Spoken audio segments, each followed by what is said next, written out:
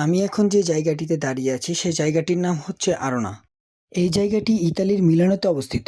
সামারে এখানে প্রচুর পরিমাণ পর্যটক আসে। আজকে আমরা ঘুরে দেখব আরোনা।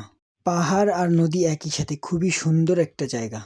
সব থেকে ইন্টারেস্টিং যে বিষয়, আমি এখন যে জায়গাটিতে দাঁড়িয়ে আছি সেটা হচ্ছে ইতালির এরিয়া, এবং আপনারা দূরে যে পাহাড়গুলো দেখতে পাচ্ছেন সেটা হচ্ছে সুইজারল্যান্ডের এরিয়া।